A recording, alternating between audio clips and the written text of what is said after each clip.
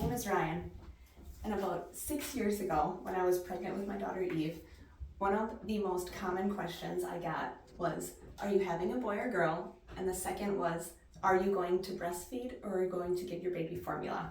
And I figured, if I'm getting asked that question, everybody else must be getting asked that question too.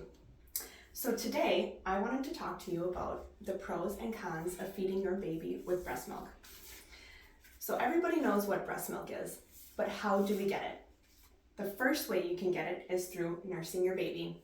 The second is if you use a breast pump, which mechanically gets it out. And the third, which we're not really going to talk about today, is through a milk donor. So you would purchase or be donated milk from another mother. So now that we know how to get it, why is it convenient? Well, the first reason is that nursing is very convenient because you are always with your baby. You can nurse anywhere. You don't have to heat up a bottle. You don't have to get all the extra supplies. Whenever the baby's hungry, you can feed on call. And now I know a lot of people get nervous about breastfeeding in public, but it has been made so much easier with the clothing that they make now. So for example, this is a nursing dress.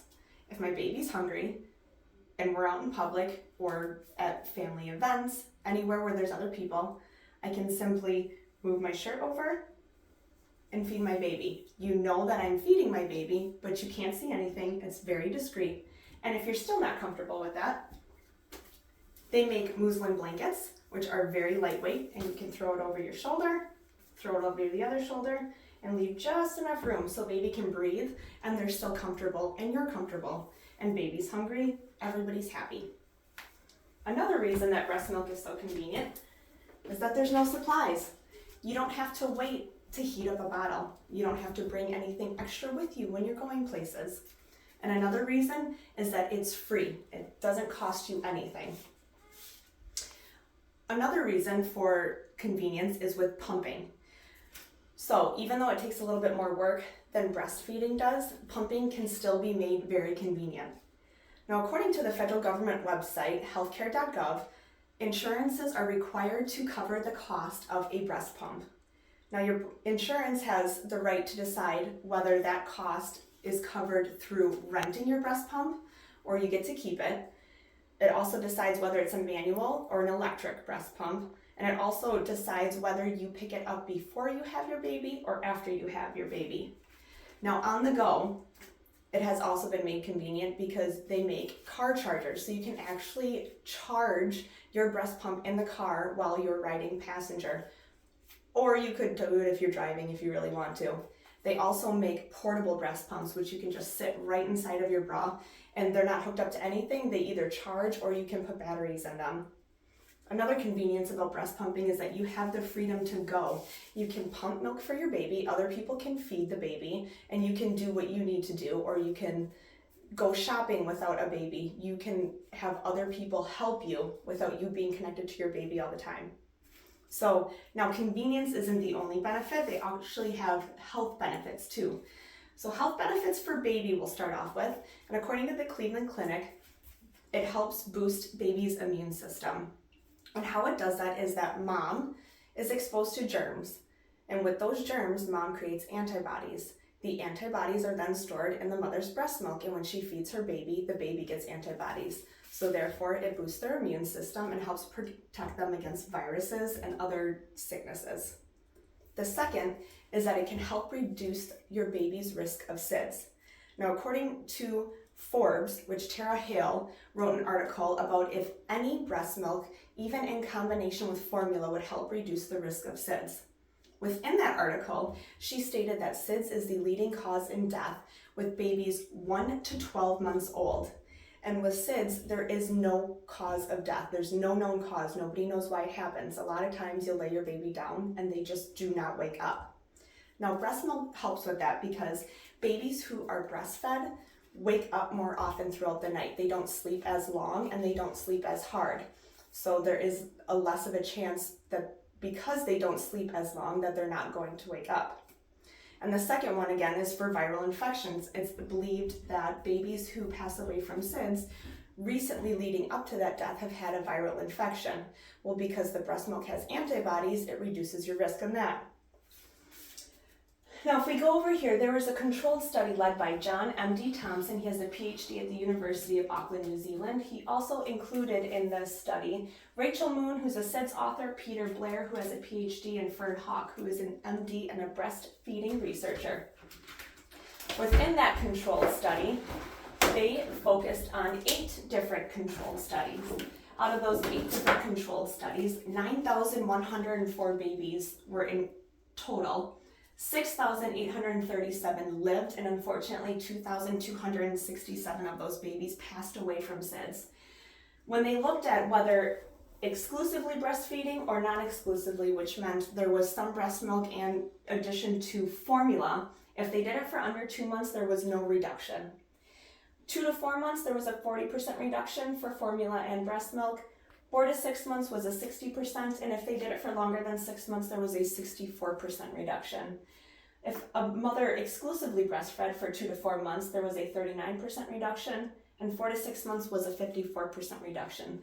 As you can see, those numbers were very, very close. So even a little bit helped, especially with formula. The numbers actually were greater than if you just exclusively breastfed. Now, for the mother, there are also health benefits. According to the Cleveland Clinic, if a mother breastfeeds for 6 months, they have a reduction in breast and ovarian cancer.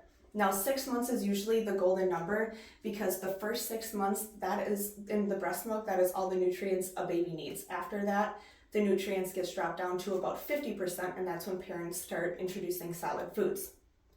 The MD Anderson Center stated reasons for why you got a reduction in breast and ovarian cancer. So for breast cancer, when you breastfeed, you're actually shedding the breast tissue while you're breastfeeding. And when you're shedding that breast tissue, if there is any DNA damaged tissue, that tissue is also getting shed, so therefore you are reducing your risk.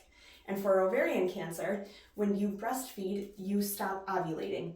When you ovulate, you are introduced to different chemicals and hormones, and one of those is estrogen. And estrogen is actually a cancer boosting hormone. So it's promoting cancer. So the less chance, or the less that you are exposed to estrogen, the less chance that you get cancer. And last but not least, Lisa Rappaport wrote for Everyday Health that if you breastfeed, you actually have a less chance of getting type 2 diabetes. Now, she went through multiple case studies, and she did find out that if a mother nurses for 6 months, there was a 25% less likely chance that she was going to get type 2 diabetes. If she breastfed for 6 months or more, it went down to 50%.